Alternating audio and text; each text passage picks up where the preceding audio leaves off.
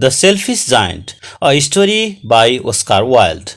Summary, analysis, and questions answers. Oscar Wilde was an Irish wit, poet, novelist, and playwright. He published a book of poems lectured in the United States and Canada on the New English Renaissance in art and interior decoration. He was a spokesperson for the late 19th century aesthetic movement in England, which advocated art for art's sake. The Selfish Giant is a short story for children, written by Oscar Wilde. It was published in the anthology The Happy Prince and Other Tales in 1888. This story is about a giant who learned an important lesson about love and sharing and holds different meanings for people of different ages. After completing the studies, the children used to go and play in the giant's garden. It was lovely, beautiful, with beautifully blooming flowers and 12 peach trees. But one day, the giant returned back to his castle from his friend, the Cornish ogre's house. He had been living there for 7 years.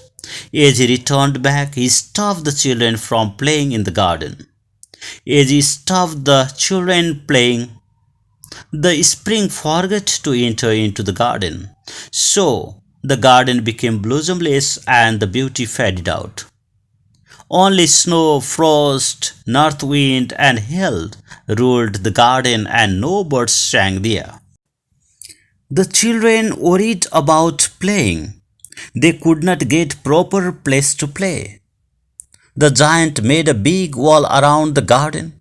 But one day, while he was sleeping on the bed, he heard the noises, and he found children were entering into the garden through a small hole of the wall. When the children entered into the garden, the spring came and frost, snow, hail, and north wind rushed away. Again the garden became beautiful. Before it, the giant was unhappy to observe only winter. He was pleased with the spring and came out from the castle.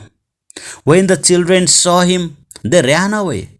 Only a small child did not run away, as he couldn't see the giant. At that corner of the garden, still there was winter. He lifted the boy up and made him sit on the branch.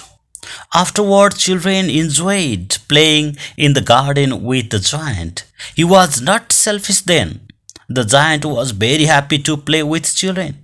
But he was looking for the little boy whom he loved very much. He asked with other children, but they didn't know about the little boy. One day, the giant saw the little boy at the corner of the garden. He approached near and found that he was hurt. The giant asked him who had hurt him. He would kill with his sword.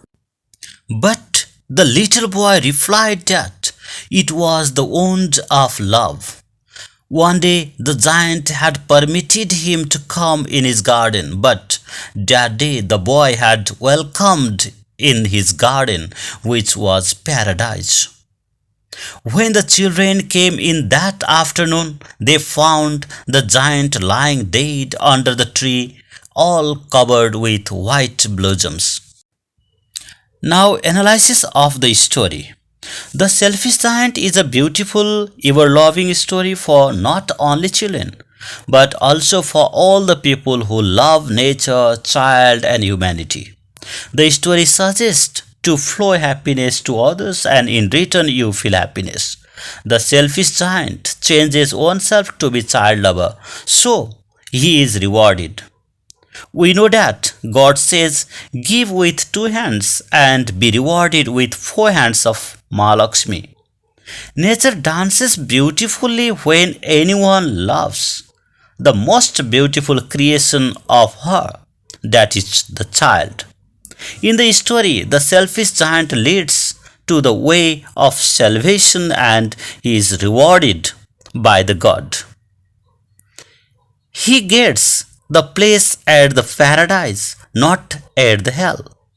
It is because of love for children.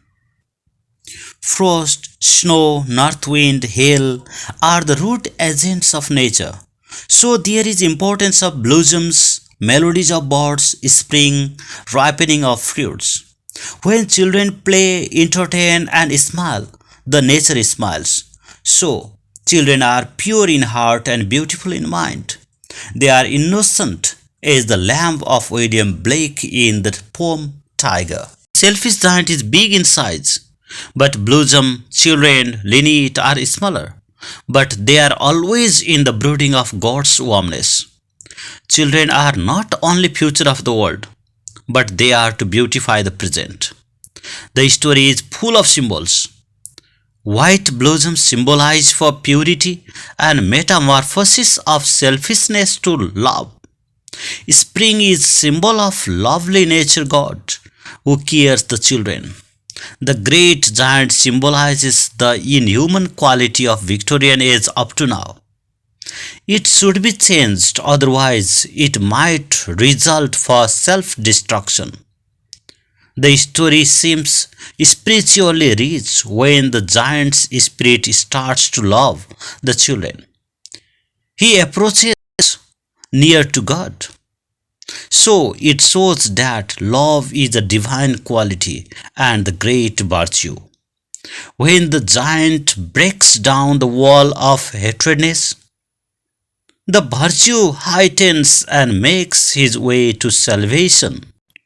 Now, some questions and answers are given here.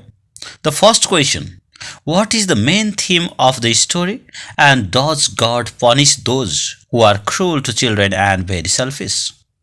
The main theme of the story is love for children, and God punishes those who are cruel to children and very selfish. When children play in the garden, it remains beautiful.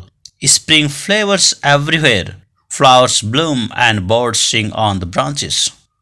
But when the selfish giant comes, he stops the children from playing and builds the wall around the garden.